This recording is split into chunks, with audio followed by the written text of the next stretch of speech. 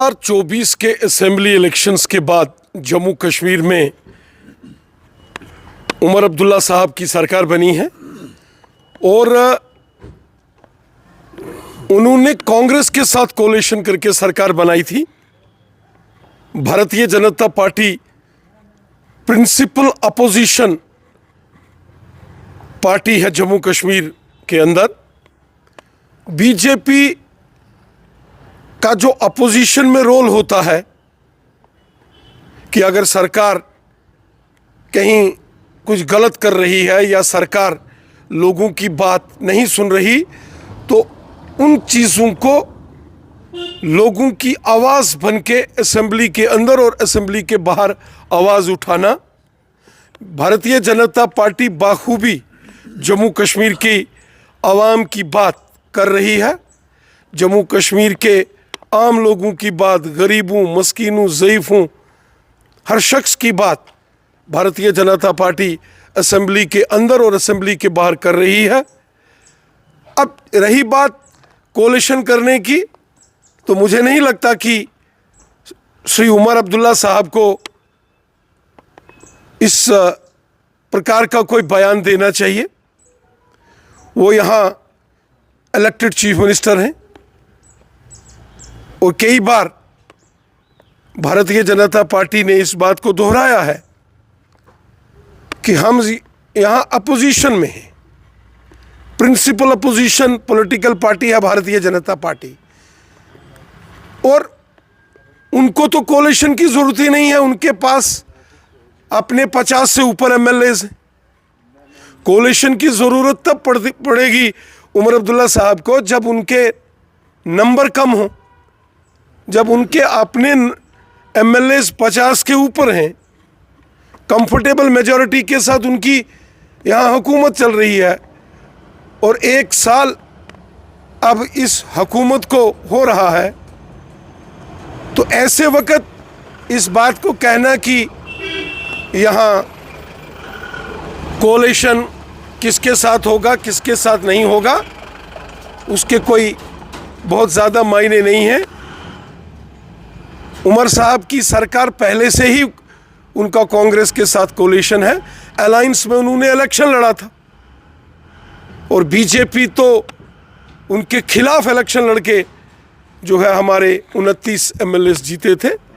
इसलिए कोलिशन का, गठजोड़ का कोई सवाल ही नहीं बनता है। उनके ये कहने का मतलब था कि बीजेपी चाहती है कि वो यहाँ पर सरकार बने, तभी वो स्टेटहुड वापस यहाँ पर दे सकते हैं। उनके ये कहने का मतलब था कि अलायंस नहीं करूँगा, रिज़ाइन करूँगा। रही बात जम्मू कश्मीर में स्टेटहुड की, तो जम्मू कश्मीर का स्टेटहुड कई बार इसका जिक्र जो है वो पहले से भी हुआ है। जम्मू कश्मीर की परिस्थितियां हम जानते हैं कि एक बॉर्डर स्टेट होने के कारण, एलओसी के साथ एक ज़्यादातर क्षेत्र होने के कारण और पिछले 30-40 सालों में डिस्टर्बेंस रहने के कारण यहाँ के आवाम को बहुत तकलीफ़ों का, परेशानियों का सामना करना पड़ा। और रीऑर्गेनाइजेशन के बाद जब यहाँ यूटी का गठन हुआ, तो उसके बाद कई बार इस बात को कहा गया है कि यकीनन जम्मू कश्मीर को स्टेटहुड का दर्जा मिलेगा। कुछ सियासतदान सियासी नुक्ते नज़र से बात करते हैं, अच्छी बात है, लेकिन बॉर्डर स्टेट होने के कारण, यहाँ सिक्योरिटी थ्रेट्स होने के कारण शायद जो हमारे मुल्क की जो सिक्योरिटी एजेंसीज हैं उनको भी कॉन्फिडेंस में लेना बहुत ज़रूरी होता है। जम्मू कश्मीर के लोगों ने पिछले 30-40 सालों में बहुत जुल्म और सितम देखे हैं। जम्मू कश्मीर के लोगों ने हर घर में मातम देखे हैं। जम्मू कश्मीर के अंदर पिछले 30-40 सालों में जुल्म और सितम देखा है। बड़ी मुश्किल से जम्मू कश्मीर के हालात अब धीरे धीरे धीरे मामूल की ज़िंदगी लोगों की अच्छे से गुज़र रही है।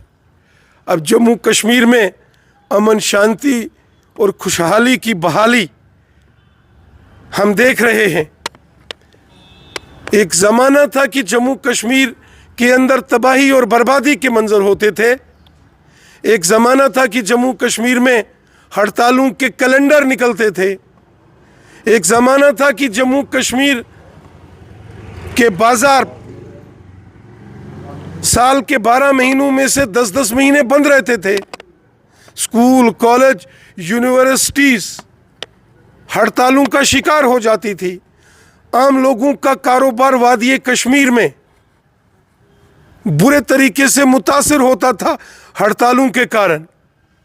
और पत्थरबाजी जब होती थी, वो मंजर सबने देखे हैं। वो मुश्किल दौर जम्मू कश्मीर के बच्चे बच्चे ने देखे हैं। आज बड़ी मुश्किल से अमन शांति और खुशहाली की ओर जम्मू कश्मीर चल रहा है।